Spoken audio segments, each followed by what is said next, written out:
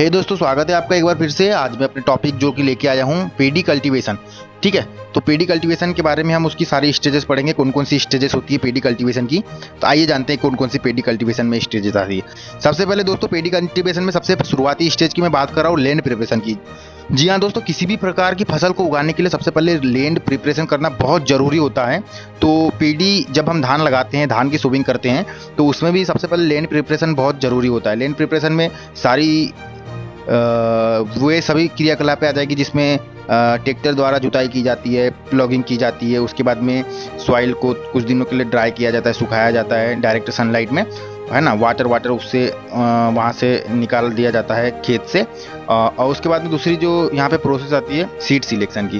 तो farmer select quality rice seeds that are suitable for their region and climate. मतलब कि जो किसान द्वारा ऐसी वैरायटी सिलेक्ट की जाती है जो वहाँ पे सक्सेसफुली ग्रो हो जाती है, तो उसको बोलेंगे सीड सिलेक्शन, है ना। हर किसान हर प्रत्येक एरिया में अलग अलग प्रकार की धान लगाई जाती है हमारे देश में। तो सेकंड स्टेज यहाँ पे वही सीड सिलेक्शन की थी। थर्ड स्टेज इसमें आ जाती है जब सीड का सिलेक्शन हो जाता है, तो इसमें सीड सोविंग, जो कि third stage of rice cultivation. मतलब जब हम धान की फसल लगाते हैं तो उसमें तीसरे नंबर की जो स्टेज आएगी सीड सोविंग की आएगी। मतलब बुआई की जाती है। सोविंग मतलब बुआई होती है नॉर्मली। तो बुआई भी दो टाइप से होती है। जब हम राइस लगाते हैं, चावल लगाते हैं, धान लगाते हैं, तो धान की फसल में बुआई दो टाइप से कर सकते हैं हम लोग। एक तो DSR विधि से, मतलब direct rice direct right sowing कर सकते है ना, DRS डायरेक्ट राइस सोविंग। और सेकेंड जो यहाँ पे हम लोग करते हैं ट्रांसप्लांटिंग, है ना।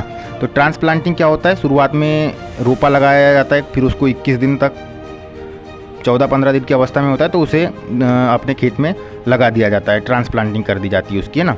फिर उसके बाद में रोपा लगाने के बाद में अपनी फिफ्थ स्टेज आती है वाटर मैनेजमेंट की, कि कैसे वाटर मैनेजमेंट करेंगे। तो paddy field are usually kept flooded to maintain proper water levels for the rice plants.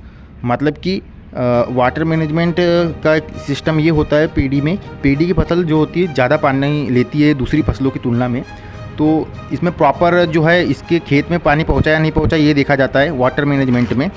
सभी पौधे में पानी की आवश्यकता होती है, क्योंकि यह खरीफ की फसल है और खरीफ की अधिकांश जो फसलें रहती है वो पानी ज़्यादा लेती है। उसके बाद में स्टेज आती है 6 नंबर की फर्टिलाइजेशन इन मीन्स की फर्टिलाइजेशन मतलब कि आप सभी फसलों में फर्टिलाइज़र देते हैं, है ना। जैविक उर्वरक देते होंगे या फिर केमिकल वाले यूरिया उर्वरक देते होंगे, जिसमें DAP, डाई अमोनियम फास्फेट, ठीक है। उसके बाद में यूरिया, है ना, single super SSP, double super phosphate, ये सारी चीज़ें आ जाती है। तो फर्टिलाइजेशन उसमें 6वीं स्टेज हो जाती है। उसके बाद में ये जैसे हमारी क्रॉप तैयार होती है, उसके बाद में एक और स्टेज आती है वीट कंट्रोल की। तो जैसे ही फसल को हम लोग सारे फर्टिलाइज़र वगैरह देते हैं, फसल हमारी 35-40 दिन की हो जाती है ना। तो इस दौरान में देखा जाता है कि बहुत सारी जगहों पर पेडी क्रॉप में जो है बहुत सारे खरपतवार उग जाते हैं। तो उसको या तो हाथ से निकाल लिया जाता है या फिर डिफरेंट टाइप के जो है हर्बिसाइड्स मार्केट में अवेलेबल रहते हैं, तो उसे स्प्रे के माध्यम से उस हर्बिसाइड के स्प्रे के माध्यम से उसे ख़त्म कर दिया जाता है। उसके बाद में वीट कंट्रोल की अवस्था जैसे ही समाप्त होती है, पेस्ट एंड डिसीज़ मैनेजमेंट एक 8th स्टेज आ जाती है इसमें। उसमें paste and disease management it means कि जहाँ पर भी हमारी पेडी क्रॉप लगी होती है वहाँ पे एक समय ऐसा आता है कि बहुत सारे रोग लगने लगते हैं। जैसे कि धान के मेजर जो मैं आपको रोग बताऊंगा, आपका ब्लास्ट होता है, जिसमें पत्तियाँ कत्थे पान से थुका हुआ जो रहता है कत्था, वो का कलर आ जाता है, उसमें कत्थाई कलर की पत्तियाँ हो जाती है, झुलसने लगती है पत्ती। BL भी आता है, बैक्टीरियल लीफ ब्लाइट के नाम से एक डिसीज़ होती है। फिर उसके बाद में मैं आपको ऊपर बताऊँगा कि फाल से स्मट एक रोग होता है जो कि काय में आता है, लाई फूटती है धान में, वो फसल उगने के बाद में आता है, ठीक है। तो जैसे धान की बाली निकलती उस समय में आता है फाल से स्मट, ये तो रोग हो गए। लेकिन कुछ इंसेक्ट भी रहते हैं, है ना, पेस्ट एंड डिसीज़ जैसे कि मैंने बोला। तो इंसेक्ट वगैरह की वजह से भी कुछ डिसीज़ आ जाती है, मतलब इंसेक्ट की वजह से पौधा में जो है डिस्टर्ब हो जाता है, ग्रोथ डिस्टर्ब हो जाती है, उसकी उत्पादन कम हो जाता है। तो उसमें तना छेदक एक रहता है जो कि स्टेम बोरर के नाम से, येलो स्टेम बोरर के नाम से जहाँ हम लोग जानते हैं उसको। फिर उसके बाद में कुछ हद तक BPH आता है लास्ट में, जो पूरी फसल को सुखा देता है। उसके बाद में एक स्टेज आती है इसमें, तो इसका कंट्रोल करना ज़रूरी होता है। फिर एक लास्ट, इसके बाद में 9th नंबर की एक स्टेज आ जाती है हार्वेस्टिंग की। तो हार्वेस्टिंग जैसे ही नाम में स्पष्ट लिखा, हार्वेस्टिंग मतलब फसल को काट, जो हमारी फसल तैयार हो गई है उसको काट कर अब हम लोग को मतलब उसको सुखाना होता है, काट कर सुखा के अपनी फसल लेना होता है, काटना होता है। तो हार्वेस्टिंग नाम से ही है। हार्वेस्टिंग के बाद में होता है थ्रेसिंग।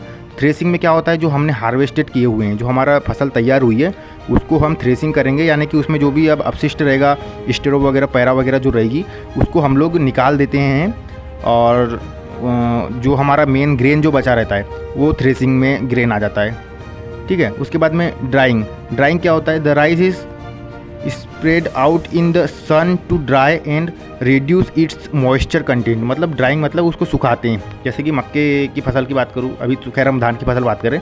धान में देखोगे कि आप कुछ दिनों तक धान को सुखाया दिया जाता है छाया में या हल्की फुल्की सनलाइट में, ज़्यादा सनलाइट में भी लंबे समय तक नहीं सुखाते इसे, तो उसमें ड्राई हो जाता है। मतलब कि उसका जो मॉइस्चर कंटेंट है वो निकल जाता है